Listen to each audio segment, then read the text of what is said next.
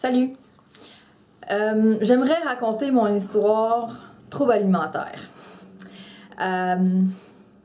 J'avais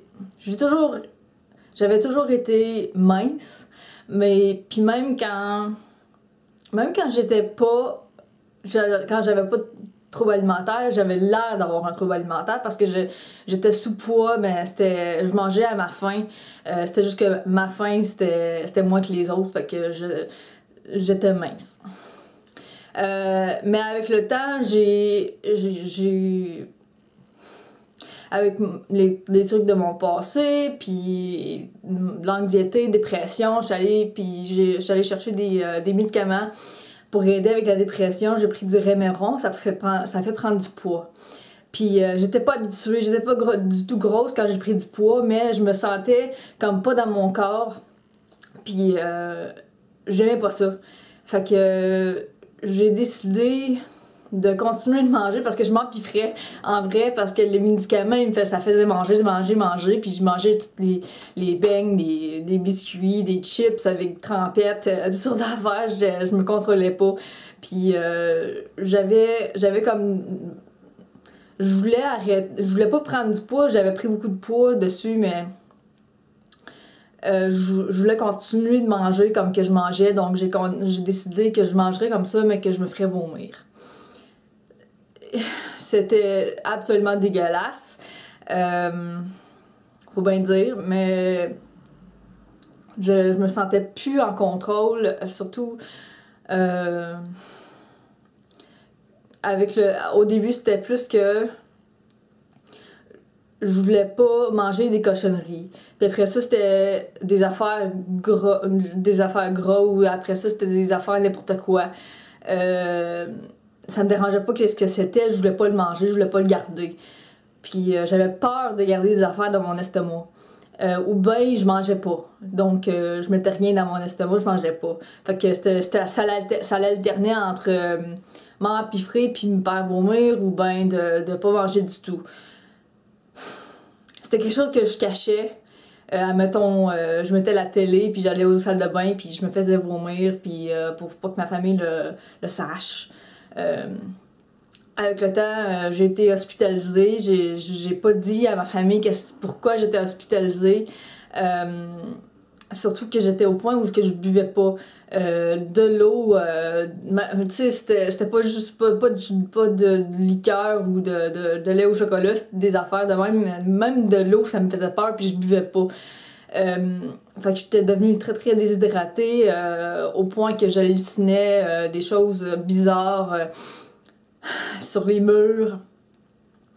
À ce point-là, j'étais hospitalisée, fait qu'ils m'ont obligée de boire et de manger. Et puis les hallucinations, ils ont arrêté. J'étais hospitalisée 6 semaines. J'ai pris du poids. Ça m'a aidé pendant le temps, mais j'ai rechuté, puis c'était comme tout le temps un cercle vicieux où j'allais mieux, puis j'allais moins bien, puis j'allais mieux, puis j'allais moins bien. Ça a duré beaucoup d'années, plusieurs années, combien d'années? Peut-être 6 ans. Puis même cette année, peut-être en mars, je crois, j'avais pris... J'étais pas grosse, mais j'étais pas mince non plus, disons. J'étais juste comme dans un poids normal. Puis j'aimais pas ça. Puis j'ai décidé de recommencer à perdre du poids. Et j'ai arrêté de manger, ou je gardais rien dans mon estomac, même de l'eau. Puis à ce point-là, je voulais mourir aussi. Parce que je fais de la Gilles de la Tourette assez sévère, ça paraît pas à l'instant.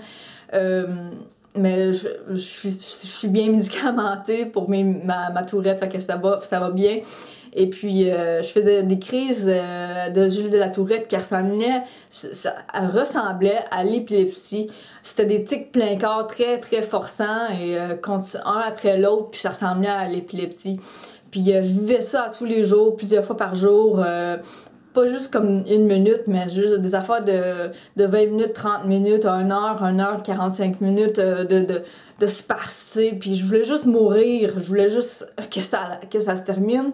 Puis j'étais tannée, puis je m'étais dit, bon ben, je boirais, je vais pas boire de l'eau. Puis je vais me déshydrater, puis je vais mourir. Fait que j'étais rendue à ce point-là quand j'étais hospitalisée en mars. Puis ils m'ont accroché le bras à un soluté parce que je refusais tout le temps, toujours de boire. Je l'ai laissé un temps, puis après j'étais trop... je capotais, puis je l'ai enlevé. Ils s'étaient fâchés beaucoup après moi, surtout les infirmières, mon psychiatre, se sont fâchés après moi, mais ils l'ont pas remis.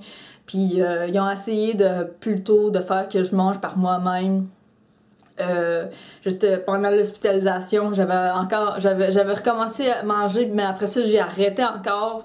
Puis je reperdais le poids que j'avais pris, puis ils ont dit qu'ils allaient me nourrir par le nez. J'ai oublié le nom de ça en français. Mais ils allaient me nourrir par le nez, par un tube par le nez, puis ça m'avait même pas... je veux dire, j'avais peur, oui, mais... ça m'avait pas arrêté de ne pas manger. Je mangeais pas. Je mangeais tout simplement pas. Fait que... ouais. Mais quand ils ont dit « Ok, on va te nourrir par le nez », j'ai dit non. Je refuse le traitement. Puis à ce point-là, c'était un nouveau psychiatre. Puis lui, il était moins... forcé de le faire, fait que à la place de m'amener d'aller en cours puis pour que je dise ben je le veux pas puis que les autres gagnent puis ils font pareil, ben le psychiatre qui avait dit ben laisse faire, c'est une cause perdue genre.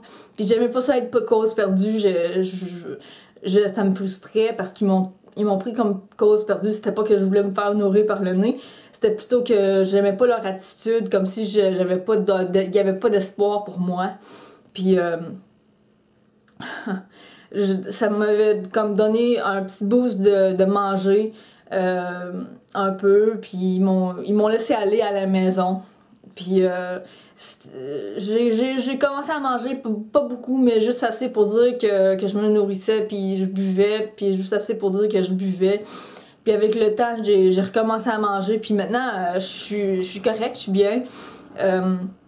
J'ai repris le poids que j'ai perdu, j'étais très mince, ma famille, je leur avais pas dit, mais juste à me regarder, ils savaient que j'avais perdu beaucoup de poids parce que j'étais tous les jours rentrée. Je faisais pitié vraiment, j'avais pas fait de vidéo dans ce temps-là parce que c'est un temps, moi ça fait longtemps que je fais des vidéos en anglais. Puis je voulais pas faire une vidéo dans ce temps-là parce que je trouvais que j'avais l'air trop pitié, puis que je voulais pas faire une mauvaise exemple aux gens de faire une vidéo quand je paraissais comme ça. En tout cas, donc l'histoire se termine que maintenant je suis correcte, il faut que je fasse attention, je veux toujours vous dire que je fais attention. Faut que je fasse attention tout le temps, de jamais dire je suis complètement guérie parce que il y a toujours la chance que je rechute, puis je veux pas rechuter, je veux faire attention, puis toujours être aux aguets. Donc c'est ça, fait que à l'instant ça va, puis j'essaie de faire que ça continue dans cet aspect. Donc merci d'avoir écouté mon histoire. Sur ma chaîne je parle, c'est ça, des troubles alimentaires, de l'automutilation, je parlais d'anxiété, du suicide, toutes sortes d'affaires, la santé mentale, excusez-moi, la Gilles de la Tourette, puis si ça vous intéresse, ben cliquez le bouton abonner, j'allais dire la pitoune, le bouton abonner, puis c'est ça, fait que pour des vidéos dans le futur, bye.